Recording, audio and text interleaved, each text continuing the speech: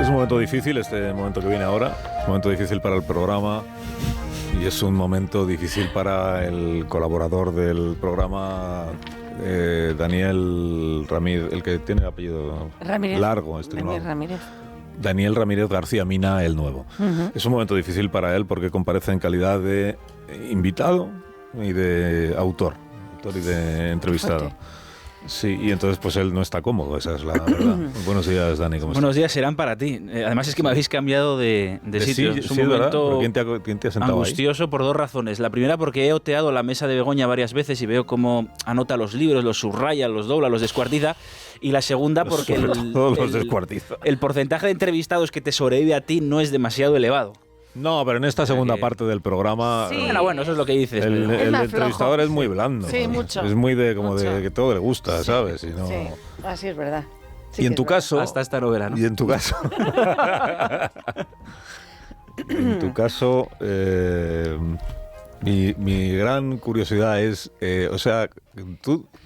¿de dónde sacas tiempo para escribir? Porque además la novela no es breve, ¿vale? No significa que se haga larga, sino al contrario. Pero es que, mira, 517, aquí tiene bueno. 500 páginas. Más, 500 más. páginas que tampoco son obligatorias. Que decir Sí, que- no, pido que- disculpas a los lectores. No, al revés. Los lectores te lo agradecemos, pero ¿de dónde sacas el tiempo para estar aquí a primerísima hora de la mañana con la tarea ya hecha? Que significa que madrugarás, no tanto como yo, pero también madrugas bastante, porque luego además te veo sales en otros programas, te veo en algunas teles. Tienes un trabajo en El Español que no debes desatender, supongo, ¿no? Y una familia también, pero... No quería yo mencionarlo, pero en realidad... una familia que crece y crece y crece. Entonces, ¿tú cuándo escribes? Ficción. Sí. A ver, yo en realidad quedaría muy pretencioso decir, llevo muchos años escribiendo esta novela, ha sido una investigación larga, pero no porque esto sea Crimen y Castigo, sino por encontrar los ratos para escribirla, ¿no? Entonces por eso he tardado tanto en Entonces son en llegar. 6 años. Sí, prácticamente Vale. 6 años, sí. 6 años a ratitos. A ratitos Vale, cortos, pero te algunos impones, más largos. te impones una disciplina de, pues cada semana tengo que haber escrito 20 folios. Cada día tengo que haber terminado medio capítulo, ¿o no? No me impongo esa disciplina, pero sí me he impuesto, por lo menos cuando ya decidí terminarla, la disciplina de tener los personajes viviendo en la cabeza todo el tiempo, y eso solo se consigue por lo menos escribiendo un rato cada día, ¿no? Entonces, fuera el rato más corto, más largo, sí me decía, tienes que conseguir que la novela esté dentro con sus personajes haciendo sus cosas, porque si no es imposible retomarla, ¿no? El resto de intentos absolutamente fracasados tenían que ver con eso, ¿no? Con que se me moría la historia por el tiempo que tardaba en sentarme. Fueron muchos esos intentos. Bastantes más de los que me habría gustado.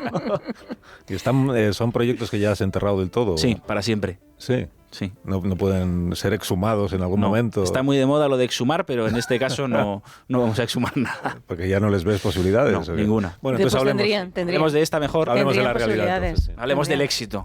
Hablemos de la realidad, porque aún no hemos dicho ni cómo se titula tu novela, o sea, está siendo una promoción verdaderamente mala. Sí. Los días que no existieron. Los días que no existieron, cuyo autor es Daniel Ramírez García Mina el Nuevo. Si usted lo pide así en la librería a la que vaya habitualmente, por el nombre completo de Dani, también le van a decir cuál es la novela. Sí. Es que aquí en la portada veo que te han puesto solo Daniel Ramírez y a mí se me hace corto. Sí, yo propuse a Espasa poner solo el nuevo en vez de Daniel Ramírez, porque si Nuevo, tenemos sí, en cuenta que el programa tiene 2 millones de oyentes, ¿no? Con que, Bueno, casi, sí. Con que más de la mitad, solo más de la mitad lo compre, yo ya he hecho el agosto. Estás haciendo como un llamamiento a la audiencia. Bueno, para absolutamente, que- que están ya saliendo de casa. en No, este he de instante. decir que eres el primer autor. Hay muchos colaboradores de este programa que han escrito cosas, que han escrito ficción, han escrito ensayos, pero eres el primero al que presentan aquí en la, ¿cómo se llama esto? La solapa. En la ¿se dice? solapa. En la solapa.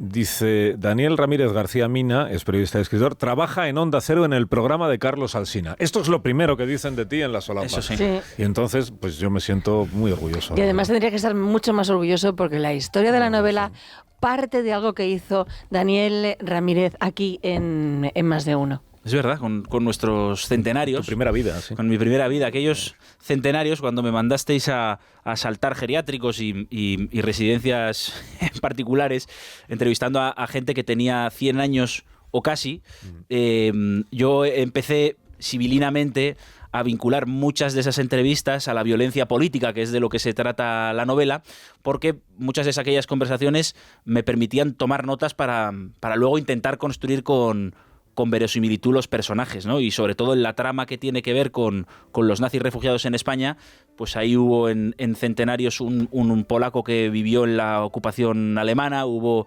soldados de la División Azul que me contaban cómo eran realmente los alemanes en la distancia corta, hubo una víctima del bombardeo de Guernica. Entonces, bueno, era un camino de ida y vuelta, ¿no?, entre la novela y el periodismo. Todo eso está en nuestra página web, si usted lo quiere pueden escuchar en el podcast o en Onda Cero Podcast. Pero yo prefiero que compren la novela, no que escuchen el podcast, pero está bien, ¿eh? O sea, también.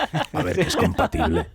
Pueden hacer las dos cosas. Es compatible, o lo pueden Sí. Si no han escuchado el podcast, lo pueden dejar para cuando termine la novela. Esto está muy Y bien. además tú también dejas para el final esta aclaración, Sí. el autor cuenta, una vez que ya hemos conocido el desenlace de la historia, cuenta pues como algunos testimonios reales, fruto de su labor periodística, pues han servido para crear personajes e historias. ¿Quieres que escuchemos cómo suena tu novela? No el podcast, no. Tu novela, Los días que no existieron. Vamos allá. Bueno, cómo suena o cómo sonaría, digamos, si hubiéramos decidido hacer la adaptación radiofónica de la novela, que empieza así. Julia Mendieta se ha parado en mitad de la calle a pensar en una luz amarilla que chisporrotea tras el cristal de un escaparate de una vieja librería de Lavapiés. Llueve. Ha salido de casa cuando ha sentido que no podía controlar los pensamientos. Tenía la sensación de que algo iba a explotar. Aún resuena en su cabeza la orden del director del periódico en el que trabaja. Quiero una gran historia que le cambie a la gente la manera de pensar. Ya no hay excusas. Quiero que busques esa gran historia y que no vuelvas a la redacción hasta que no la hayas encontrado. Aquí, en esta acera estrecha, se percibe algo más segura. Ha llegado el momento de parar. Se va a ir unos días a casa, a San Sebastián. Antes de ponerse a buscar esa gran historia, va a intentar sosegarse. Va a abrazar a su madre. Oiga, ¿qué hace usted ahí?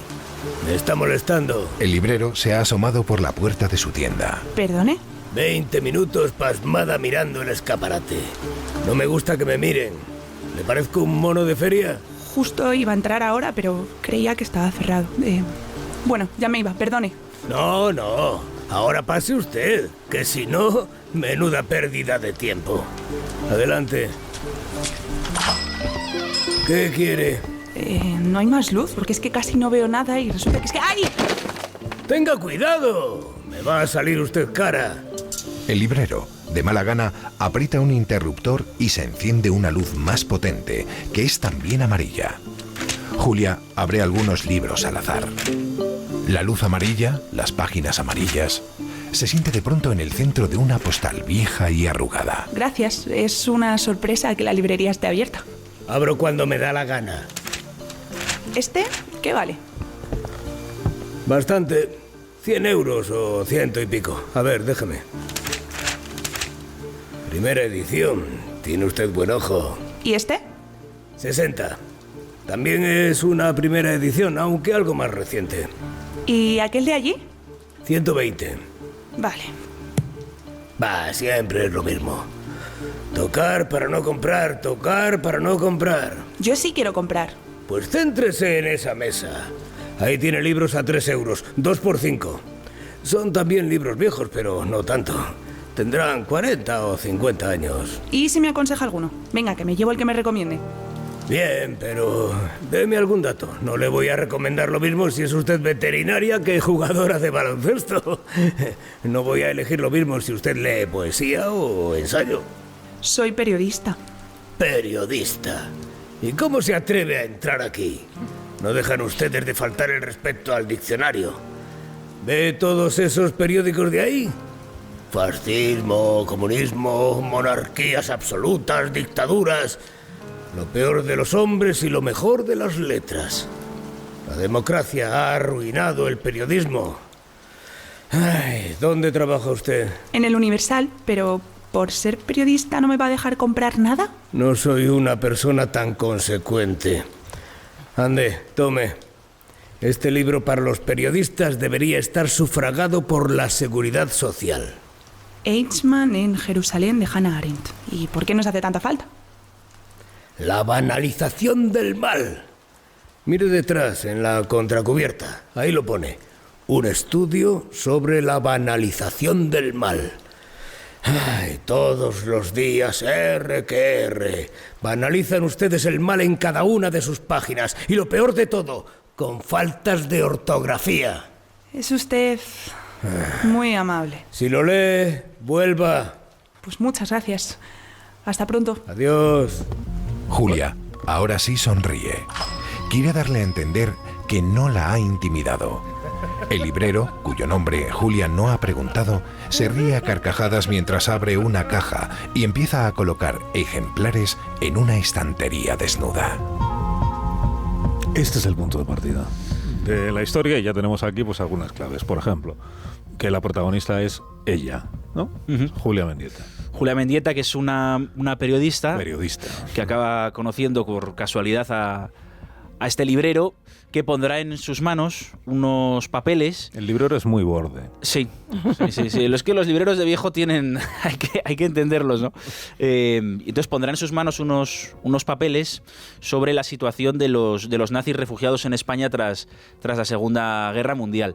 Esto es algo que me pasó a mí me dieron esos papeles, pero la persona que me los dio, por razones que no alcanzo a entender, no me dejó escribir un reportaje, y ese fue el punto de partida de empezar a escribir una novela sobre esto, ¿no? Son unos papeles donde aparecen direcciones, nombres, etcétera, y entonces yo digo, bueno, si hemos encontrado a las primeras mujeres de la República, si hemos entrevistado a un organista de 105 años, si hemos entrevistado a una superviviente de la gripe española, ¿por qué no voy a poder encontrar a uno de los alemanes que se refugió en España, ¿no? Y siempre llegaba tarde. Recuerdo, por ejemplo, uno muerto en San Sebastián en 2014 y no lo conseguía. Entonces dije, esta tiene que ser la novela, ¿no? Y de ahí la relación con Eichmann y con la banalización del mal, ¿no? El sueño que tiene todo periodista de poder mirar a la banalización del mal a los ojos, y es uno de los ejes argumentales de la novela, cómo Julia va persiguiendo a un viejo nazi refugiado en Madrid y la aventura que a partir de ahí se desata. Claro, pero Julia es periodista y entonces muchas de las cosas que tú cuentas en la novela son un reflejo de la actividad diaria de los periodistas en España. Entonces, a ver por dónde vas. Pues porque al final el novelista, su primer motivo de inspiración es lo que tiene a su alrededor, ¿no? Sobre todo si es un periodista que además es escritor y que escribe una novela protagonizada por una periodista. Entonces hay muchas escenas que se recogen en tu novela de actividad periodística, de debate periodístico, de tensiones periodísticas, de desquites periodísticos, de rivalidades, de juego sucio entre periodistas. Que tú has conocido en tu ejercicio profesional. Te pregunto así como espectador, de zancadillas que te ponen en unas tertulias. Reportajes que te roban.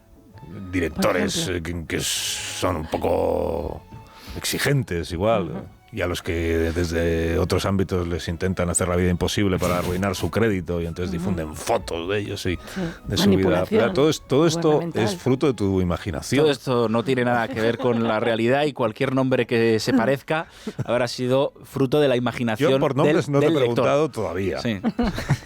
No, pero es esto de que al final un periodista que escribe una novela en la que el trabajo periodístico forma parte de sus páginas, pues es inevitable preguntarse hasta qué punto mucho de lo que aparece ahí es que realmente es así, no es ficción, es así. O sea, yo creo que el novelista tiene que escribir de las cosas que le pasan y de aquello que puede escribir con verdad, ¿no? Entonces yo por eso elegí a una periodista como protagonista, por ser un oficio que creo que conozco, y luego los otros dos ejes argumentales, el que ya hemos mencionado de los nazis refugiados en España, que tuvo un trabajo de campo que hemos mencionado parte. Luego hay otros entrevistados que no aceptaron ser publicados en medios de comunicación, pero sí compartir su tiempo conmigo para la novela, como la hija de uno de los nazis que bombardeó Guernica, que para mí fue un testimonio fundamental. Y luego el otro eje argumental, ¿no? La parte del terrorismo de ETA, de Julia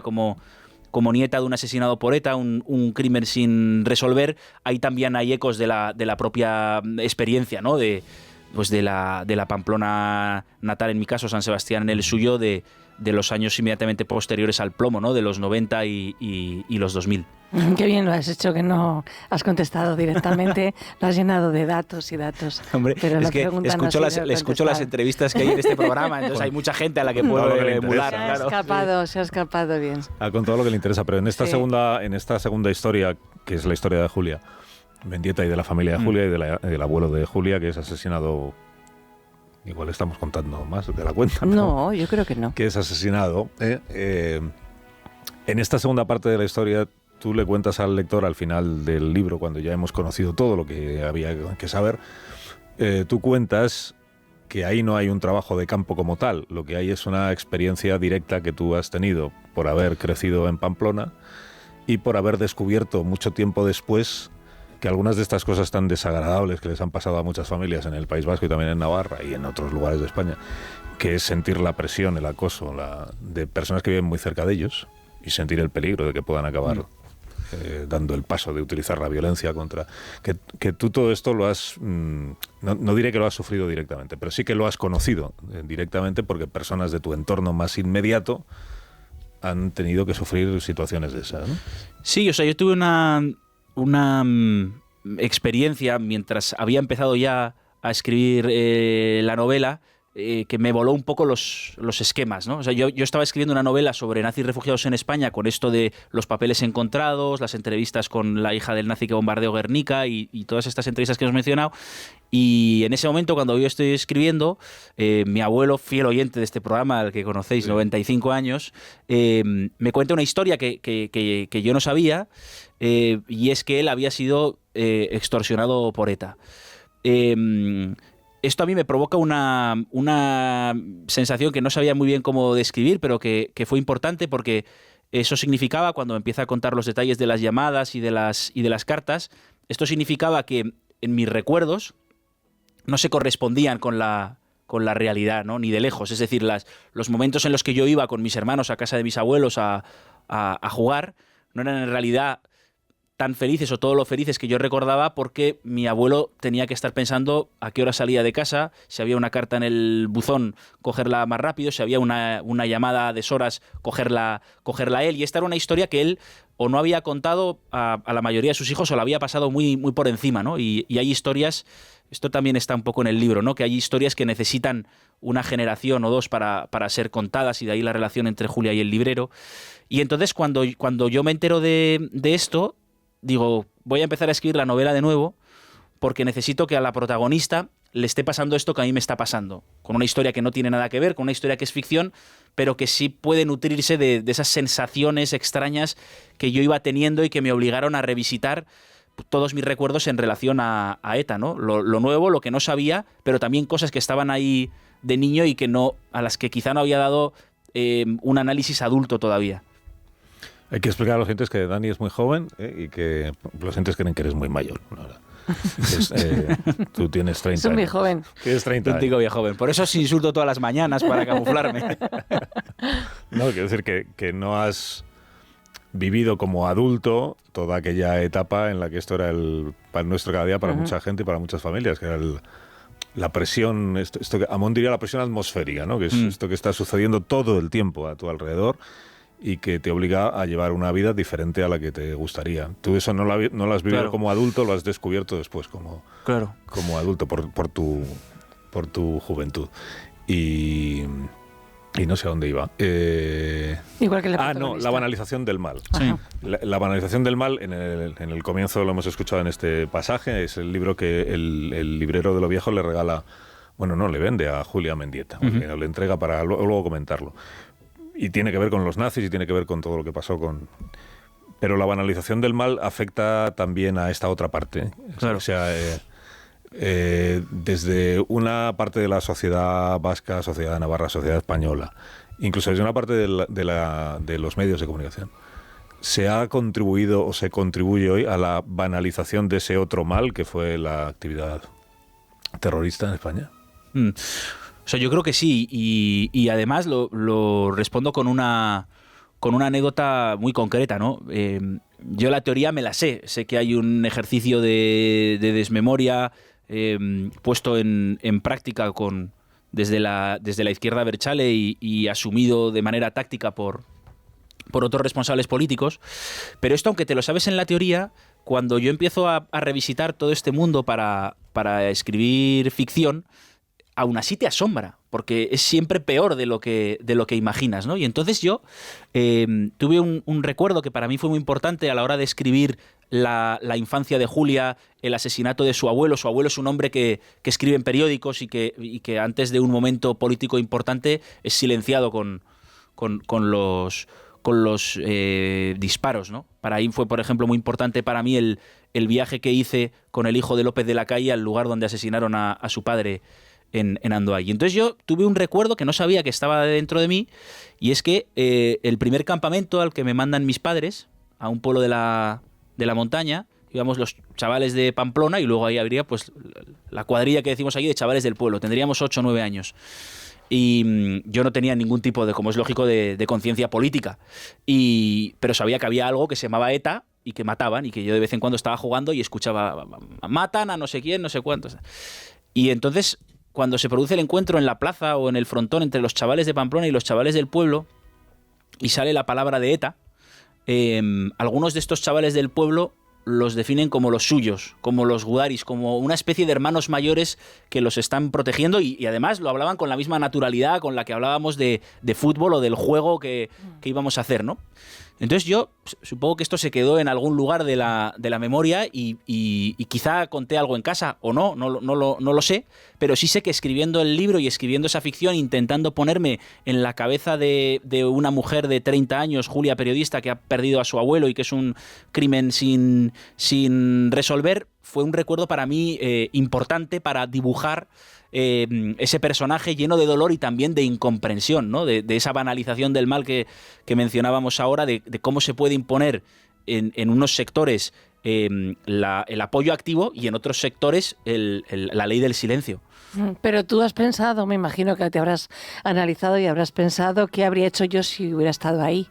Ahí es en la otra parte del bando del País Vasco, o ahí en la Alemania nazi de los años 30. Sí, o sea, yo intento que haya en la novela, la novela no es moral, o sea, yo he intentado que el narrador no se inmiscuya en ningún momento en la moralidad de los personajes. De hecho, creo que tanto en el capítulo de la búsqueda del viejo nazi como en el capítulo de la resolución del crimen hay muchas actitudes ante la violencia política, ante el terrorismo, o bien ejercidos del Estado desde una banda terrorista, y no se enjuicia ninguna de ellas, y además los propios personajes van cambiando su moralidad con el paso del tiempo, y a veces aciertan y a veces se equivocan, y el narrador no dice si aciertan ni se equivocan, como es lógico, ¿no? Y entonces yo he intentado que sí hubiera un interrogante de fondo todo el tiempo en la novela, que es ¿qué hubieras hecho tú de haber estado ahí? ¿Qué hubieras hecho tú de haber nacido y crecido en un pueblo de Euskadi en los años 80? ¿O qué hubieras hecho tú de haber sido un joven deportista y con amor por la cultura en el Berlín de 1933? Hay una descripción en tu novela de una tertulia. Es maravillosa. Además, súper divertida. Una tertulia. Es verdad que es de televisión y no de radio. Sí. Se nota en que allí hay catering.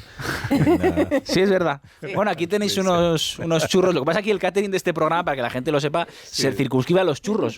Sí. Bueno, tenemos días. Y porras. Sí, y porras, sí. Tenemos días. Sí. No, pero esto sí es ficción, ¿no? Esta parte que tú cuentas, esta tertulia de televisión en la que hay dos periodistas de dos medios rivales y entonces uno le hace la puñeta a la otra. Bueno, una de ellas es Julia Mendieta.